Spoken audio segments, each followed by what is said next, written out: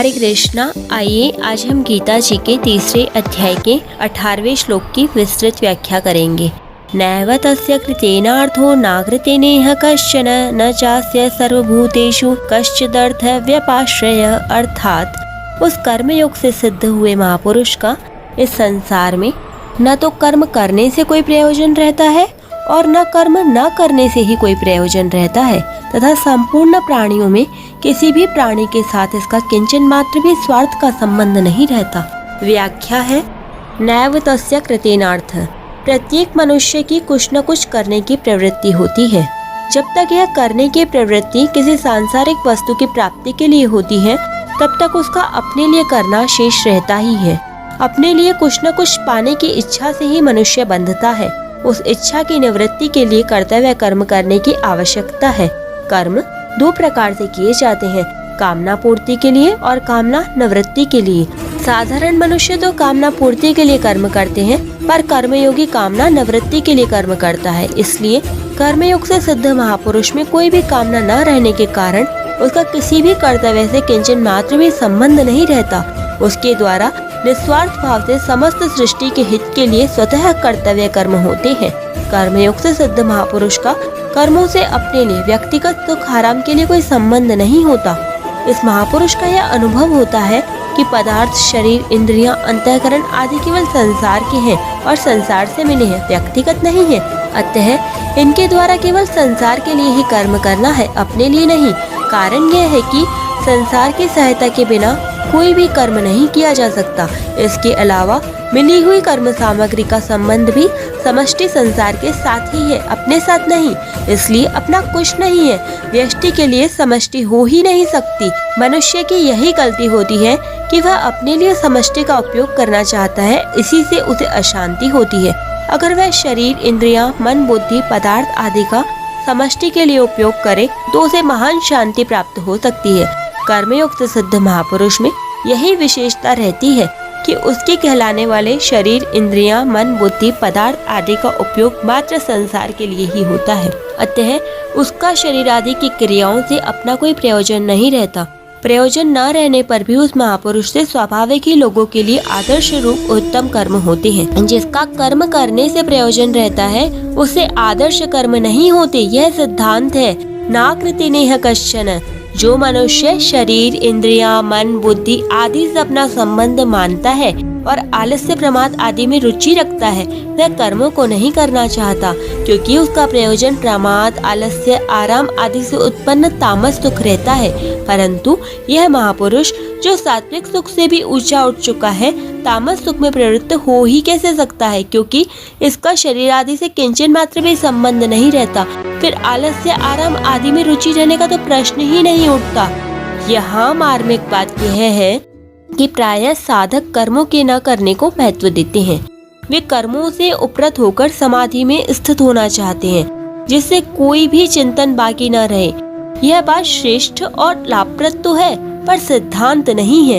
यद्यपि प्रवृत्ति करना की अपेक्षा निवृत्ति न करना श्रेष्ठ है, तथापि यह तत्व नहीं है। प्रवृत्ति करना और निवृत्ति न करना दोनों ही प्रकृति के राज्य में है। निर्विकल्प समाधि तक सब प्रकृति का राज्य है, क्योंकि निर्विकल्प समाधि से भी व्युत्थान होता है। क्रिया मात्र प्रकृति में ही होती है, प्रकर्षेण करणम इति प्रकृति ही, और क्रिया हुए बिना व्युत्थान का होना संभव ही नहीं। इसलिए चलने, बोलने, देखने, सुनने आदि की तरह सोना, बैठना, खड़ा होना, मौन होना, मूर्छित होना और समाधिस्थ होना भी क्रिया है। वास्तविक तत्व चेतन स्वरूप में प्रवृत्ति और निवृत्ति दोनों ही नहीं है। वह प्रवृत्ति और निवृत्ति दोनों का निर्लिप्त प्रकाशक है। शरीर से तादात्म्य होने पर ही शरीर को लेकर करना और न करना, ये दो विभाग द्वंद्व होते हैं। वास्तव में करना और न करना दोनों की एक ही जाति है। शरीर से संबंध रखकर न करना भी वास्तव में करना ही है। जैसे गच्छति जाता है, क्रिया है, ऐसे ही तिष्ठति खड़ा है भी क्रिया ही है। यद्यपि स्थूल दृष्टि से गच्छति में क्रिया स्पष्ट दिखाई देती है और तिष्ठति में क्रिया नहीं दिखाई देती, तथापि सूक्ष्म दृष्टि से देखा जाए तो जिस शरीर में जाने की क्रिया थी उसी में अब खड़े रहने की क्रिया है। इसी प्रकार किसी कामना को करना और न करना इन दोनों में ही क्रिया है। अतः जिस प्रकार क्रियाओं का स्थूल रूप से दिखाई देना प्रवृत्ति प्रकृति में ही है, उसी प्रकार स्थूल दृष्टि से क्रियाओं का दिखाई न देना निवृत्ति भी प्रकृति में ही है, जिसका प्रकृति एवं उसके कार्य से भौतिक तथा आध्यात्मिक और लौकिक तथा पारलौकिक कोई प्रयोजन नहीं रहता। उस महापुरुष का करने एवं न करने से कोई स्वार्थ नहीं रहता।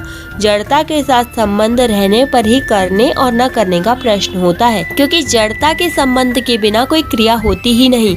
इस महापुरुष का जड़ता से सर्वथा संबंध विच्छेद हो जाता है और प्रवृत्ति एवं निवृत्ति दोनों से अतीत सहज निवृत्त तत्व में अपनी स्वाभाविक स्थिति का अनुभव हो जाता है। अतः साधक को जड़ता, शरीर में अहमता और ममता से संबंध विच्छेद करने की ही आवश्यकता है। तत्व तो सदा ज्यों का त्यों विद्यमान है ही। न चास्य सर्वभूतेषु कश्चिद् अर्थ विपाश्रयः। शरीर तथा संसार से किंचन मात्र भी स्वार्थ का संबंध न रहने के कारण उस महापुरुष की समस्त क्रियाएं स्वतः दूसरों के हित के लिए ही होती है। जैसे शरीर के सभी अंग स्वतः शरीर के हित में लगे रहते हैं, ऐसे ही उस महापुरुष का अपना कहलाने वाला शरीर, जो संसार का एक छोटा सा अंग है, स्वतः संसार के हित में लगा रहता है। उसका भाव और उसकी संपूर्ण चेष्टाएं संसार के हित के लिए ही होती है। जैसे अपने हाथों से अपना ही मुख धोने पर अपने में स्वार्थ, प्रत्युपकार अथवा अभिमान का भाव नहीं आता, ऐसे ही अपने कहलाने वाले शरीर के द्वारा संसार का हित होने पर उस महापुरुष में किंचन भी स्वार्थ, प्रत्युपकार अथवा अभिमान का भाव नहीं आता। पूर्व श्लोक में भगवान ने सिद्ध महापुरुष के लिए कहा कि उसके लिए कोई कर्तव्य नहीं है, तस्य कार्यम न विद्यते। उसका हेतु बताते हुए भगवान ने इस श्लोक में उस महापुरुष के लिए 3 बातें कही हैं। एक, कर्म करने से उसका कोई प्रयोजन नहीं रहता। दूसरी, कर्म ना करने से भी उसका कोई प्रयोजन नहीं रहता। और तीसरी, किसी भी प्राणी और पदार्थ से उसका किंचन मात्र भी स्वार्थ का संबंध नहीं रहता, अर्थात कुछ पाने से भी उसका कोई प्रयोजन नहीं रहता। वस्तुतः स्वरूप में करने अथवा न करने का कोई प्रयोजन नहीं है और किसी व्यक्ति तथा वस्तु के साथ कोई संबंध भी नहीं है, कारण कि शुद्ध स्वरूप के द्वारा कोई क्रिया होती ही नहीं। जो भी क्रिया होती है वह प्रकृति और प्रकृति जन्य पदार्थों के संबंध से ही होती है, इसलिए अपने लिए कुछ करने का विधान ही नहीं है। जब तक मनुष्य में करने का राग, पाने की इच्छा, जीने की आशा और मरने का भय रहता है, तब तक उस पर कर्तव्य का दायित्व रहता है। परंतु जिसमें किसी भी क्रिया को करने या न करने का कोई राग नहीं है, संसार की किसी भी वस्तु आदि को प्राप्त करने की इच्छा नहीं है, जीवित रहने की कोई आशा नहीं है और मृत्यु से भी कोई भय नहीं है, उसे कर्तव्य करना नहीं पड़ता। प्रत्युत उसे स्वतः कर्तव्य कर्म होते रहते हैं। जहाँ अकर्तव्य होने की संभावना हो, वहीं कर्तव्य पालन की प्रेरणा रहती है। यहाँ विशेष बात यह है कि गीता में भगवान की एक ऐसी शैली रही है कि वे भिन्न भिन्न साधनों से परमात्मा की ओर चलने वाले साधकों के भिन्न भिन्न लक्षणों के अनुसार ही परमात्मा को प्राप्त सिद्ध महापुरुषों के लक्षणों का वर्णन करते हैं। यहाँ 17वें 18वें श्लोकों में भी इसी शैली का प्रयोग किया गया है। जो साधन जहाँ से प्रारंभ होता है, अंत में वहीं उसकी समाप्ति होती है। गीता में कर्मयोग का प्रकरण यद्यपि दूसरे अध्याय के 39वें श्लोक से प्रारंभ होता है, तथापि कर्मयोग के मूल साधन का विवेचन दूसरे अध्याय के 47वें श्लोक में किया गया है। उस श्लोक के 4 चरणों में बताया गया है, कर्मण्येवाधिकारस्ते, तेरा कर्म करने में ही अधिकार है। दूसरा, मा फलेषु कदाचन, कर्म फलों में तेरा कभी भी अधिकार नहीं है। तीसरा, मा कर्मफल हेतुर्भुः, तू कर्म फल का हेतु मत बन। चौथा, माते संगोस्त्व कर्मणि, तेरी कर्म न करने में आसक्ति न हो। इस श्लोक में ठीक उपयुक्त साधना की सिद्धि की बात है। वहाँ दूसरे अध्याय के 47वें श्लोक में भगवान ने दूसरे और तीसरे चरण में साधक के लिए जो बात कही, वह प्रस्तुत श्लोक के उत्तरार्ध में सिद्ध महापुरुष के लिए कही है कि उसका किसी प्राणी और पदार्थ से कोई स्वार्थ का संबंध नहीं रहता। वहाँ पहले और चौथे चरण में साधक के लिए जो बात कही है, वही बात इस श्लोक के पूर्वार्ध में सिद्ध महापुरुष के लिए कही गई है कि उसका कर्म करने या न करने दोनों से ही कोई प्रयोजन नहीं रहता। इस प्रकार 17वें 18वें श्लोकों में कर्मयोग से सिद्ध हुए महापुरुष के लक्षणों का ही वर्णन किया है। कर्मयोग के साधन की दृष्टि से वास्तव में 18वां श्लोक पहले तथा 17वां श्लोक बाद में आना चाहिए, कारण कि जब कर्मयोग से सिद्ध हुए महापुरुष का कर्म करने या न करने से कोई प्रयोजन नहीं रहता तथा उसका किसी भी प्राणी पदार्थ से किंचन मात्र भी स्वार्थ का संबंध नहीं रहता, तब उसकी रति, तृप्ति और संतुष्टि अपने आप में ही हो जाती है।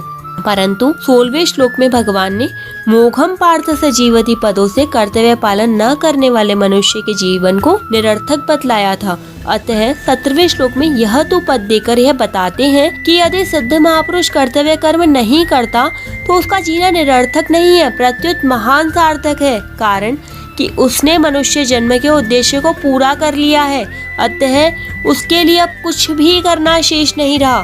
जिस स्थिति में कोई भी कर्तव्य शेष नहीं रहता, उस स्थिति को साधारण से साधारण मनुष्य भी प्रत्येक अवस्था में तत्परता एवं लगन पूर्वक निष्काम भाव से कर्तव्य कर्म करने पर प्राप्त कर सकता है, क्योंकि उसकी प्राप्ति में सभी स्वतंत्र और अधिकारी हैं। कर्तव्य का संबंध प्रत्येक परिस्थिति से जुड़ा हुआ है, इसलिए प्रत्येक परिस्थिति में कर्तव्य निहित रहता है। केवल सुख लोलुपता से ही मनुष्य कर्तव्य को भूलता है।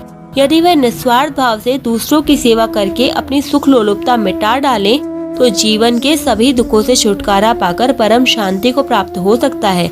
इस परम शांति की प्राप्ति में सबका समान अधिकार है। संसार के सभी सर्वोपरि पदार्थ, पद आदि सभी को समान रूप से मिलने संभव नहीं है, किंतु परम शांति सबको समान रूप से ही मिलती है। यहाँ परिशिष्ट भाव यह है कि संसार में करना और न करना दोनों सापेक्ष हैं, इसलिए मेरे को कुछ नहीं करना है, यह भी करना ही है, परंतु परमात्म तत्व में न करना निरपेक्ष है, स्वाभाविक है। कारण कि चिन्मय सत्ता का न तो क्रिया के करने के साथ संबंध है और न क्रिया न करने के साथ संबंध है। इसलिए परमात्म तत्व को प्राप्त हुए कर्मयोगी महापुरुष का न तो किसी वस्तु से कोई संबंध रहता है, न व्यक्ति से कोई संबंध रहता है और न क्रिया से ही कोई संबंध रहता है। यो व तिष्ठति नेंगते, उसकी दृष्टि में एक चिन्मय सत्ता के सिवाय कुछ रहता ही नहीं है। 17वें और 18वें श्लोकों में वर्णित महापुरुष की स्थिति को प्राप्त करने के लिए साधक को क्या करना चाहिए, इस पर भगवान आगे का श्लोक कहते हैं, जिसकी व्याख्या हम कल करेंगे। हरे कृष्णा, राधे राधे।